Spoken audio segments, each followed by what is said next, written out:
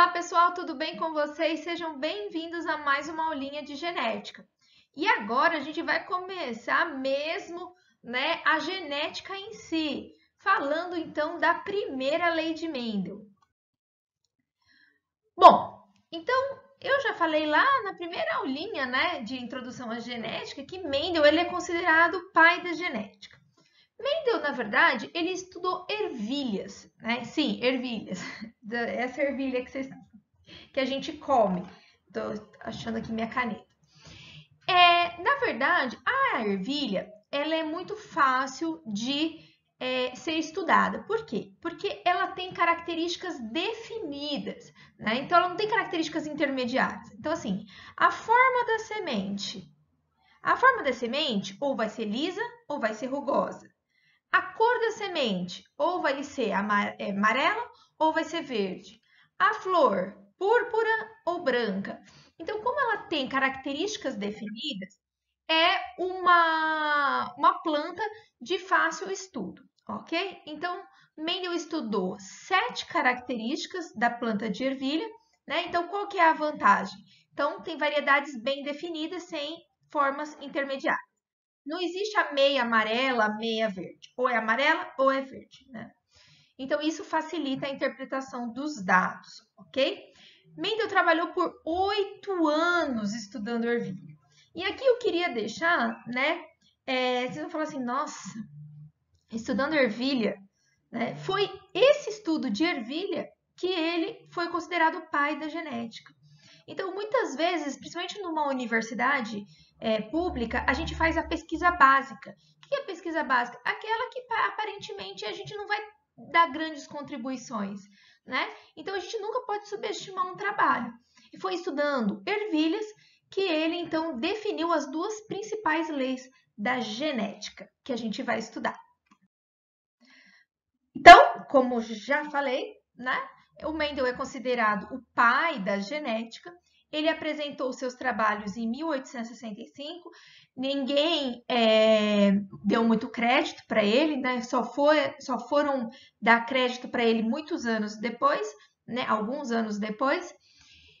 E para a gente entender como Mendel chegou, aí nas duas principais leis da genética, a gente tem que revisar duas coisinhas de planta, porque ele estudou ervilha, né?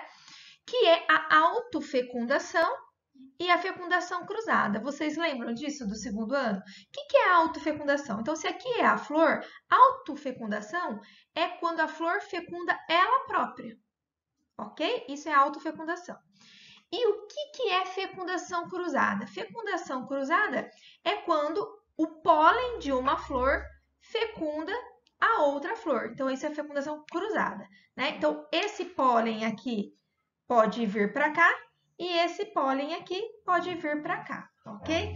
O que Mendel fez? Mendel, a fecundação cruzada, ele pegava pincel, isso mesmo. Ele pegava o pólen, ó, pegava o pincelzinho, o pólen e jogava no gineceu, na parte feminina da outra flor, ok? Então, em suas experiências, utilizou-se do processo de autofecundação, que normalmente ocorre em ervilhas, e da fecundação cruzada realizada artificialmente.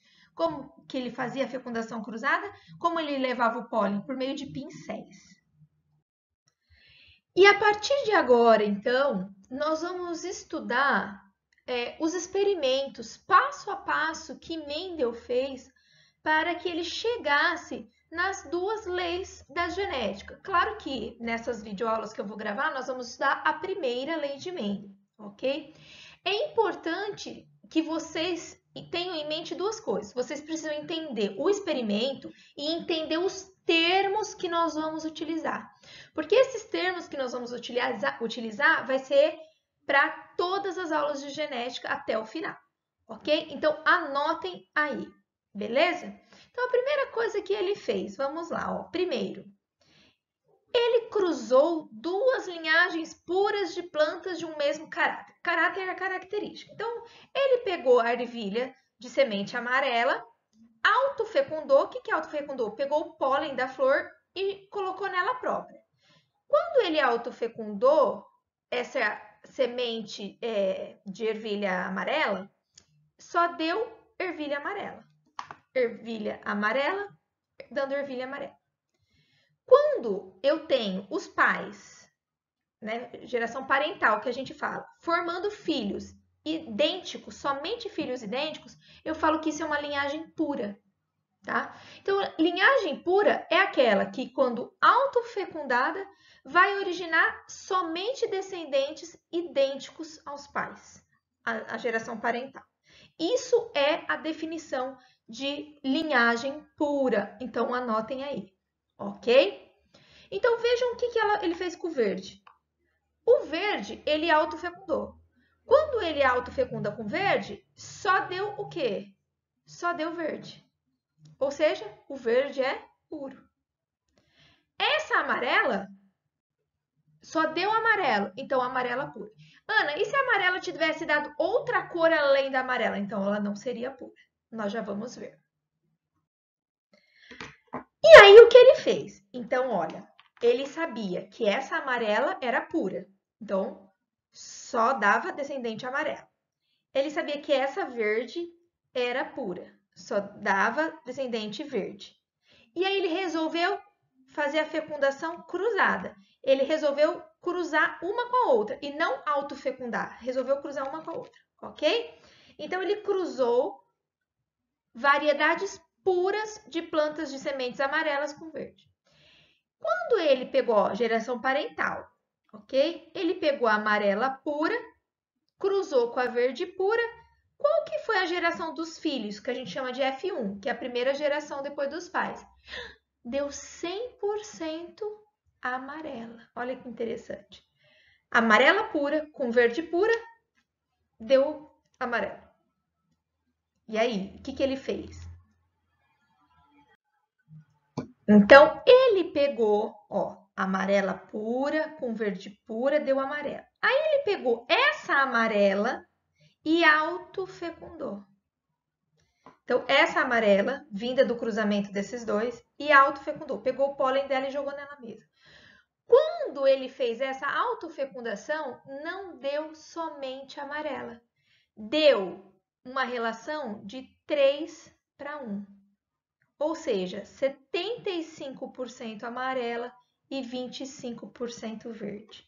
Então, essa amarela de F1 não era pura. Por que ela não era pura? Porque além da amarela, ela deu verde. Essa amarela, que não é pura, ele chamou de híbrida. Então, aqui, a gente já tem o termo puro e híbrido. O que é o híbrido? O híbrido é aquele indivíduo que vai originar descendentes que não vão ser sempre idênticos a ele. Então, essa amarela da F1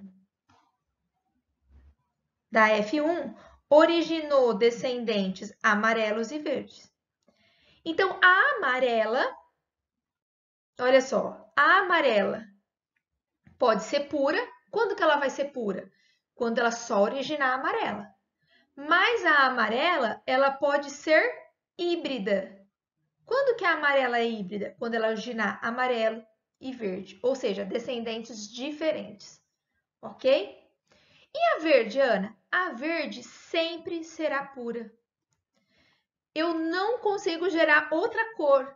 Quando eu cruzo verde com verde, eu sempre origino verde. Agora, quando eu faço amarelo com amarelo, ou eu vou fazer só amarelo, se ela for amarelo puro, ou ela vai ser híbrida, ok? Então, as amarelas podem ser puras ou híbridas, mas as verdes são sempre puras. E aí, interpretação dos resultados, né? O que Mendel chegou na conclusão disso, né? Sobre puro e ser híbrido. Ele chegou aí com a definição de dois termos, o dominante e o recessivo. E isso vai ser super importante, você já deve ter falado, né? Ah, o azão, o olhos azuis recessivo, castanho dominante. Então, o que é isso? O que é ser dominante e o que é ser recessivo? Ok? Então, qual que é a definição? Quando dois caracteres, o que é caracteres? Característica. Nesse caso, é a semente da ervilha, né? Amarela e verde, ok?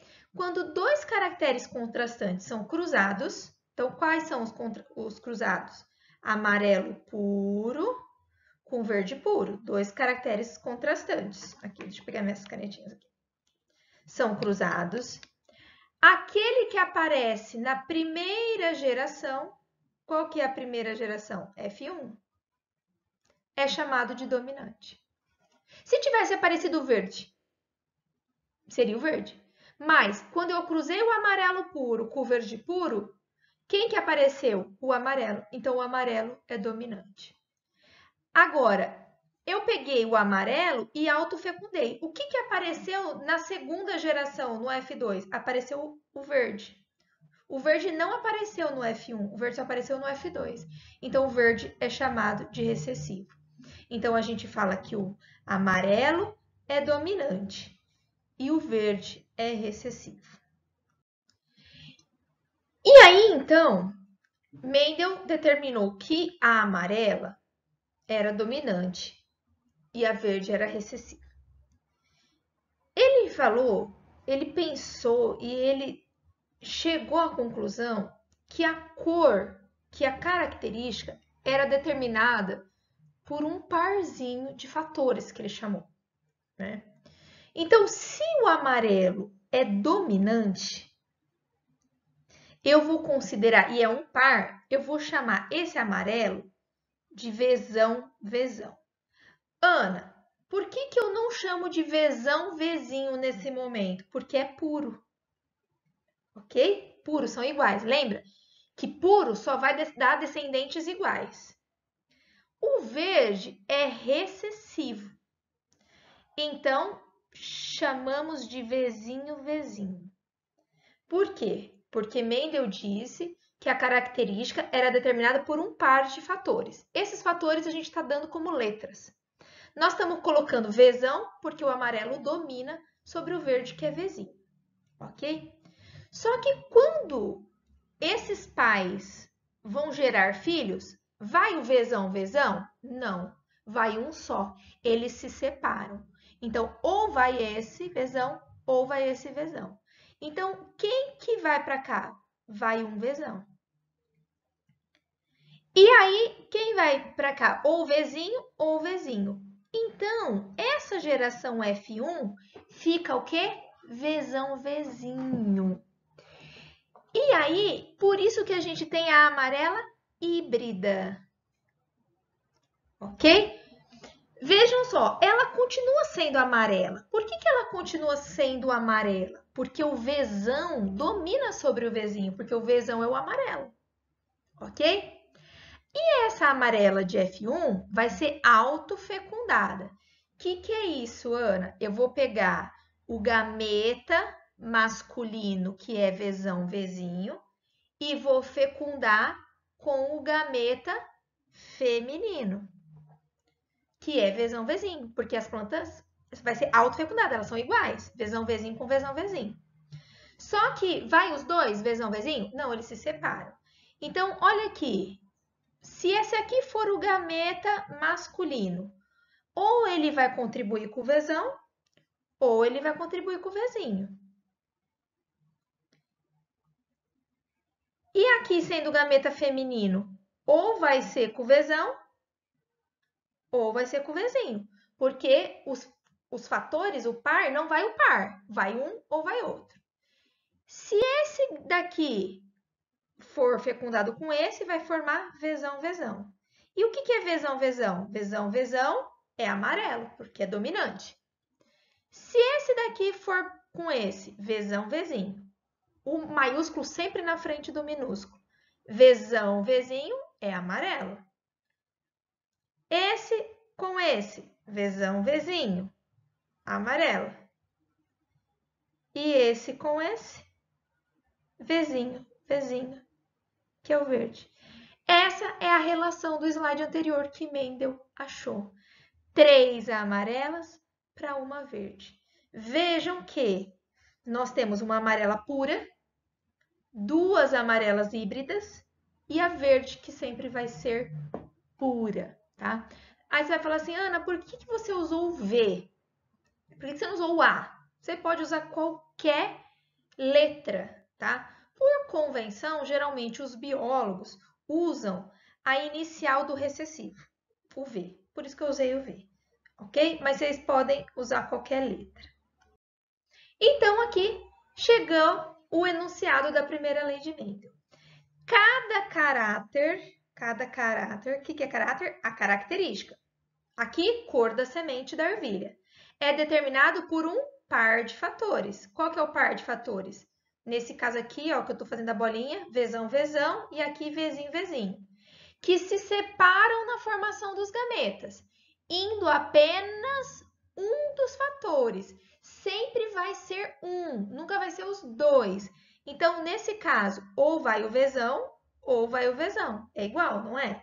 Nesse caso do verde, ou vai o Vzinho, ou vai o Vzinho. E aí, então, nós vamos ter uma F1, Vzão, Vzinho. Só que nesse caso do Vzão, Vzinho, vai cruzar com Vzão, Vzinho. E aí, então, nós temos a tabelinha aqui que vocês têm que fazer. Vocês podem fazer distributiva também, tá? Então, ó, vou formar o gameta aqui, porque o gameta, os fatores têm que se separar. Então, ou vai o Vzão, ou vai o Vzinho. Se aqui for, por exemplo, o gameta masculino.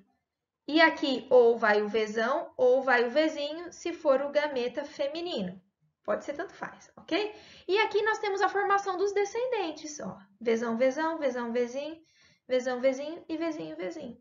Ou seja, nós temos a formação de 3 amarelas para uma verde. Para finalizar essa primeira parte, né? Hoje a gente sabe, né, que o que Mendel chamou de fator, na verdade, são genes, né? Então, o que são genes que a gente já falou ali?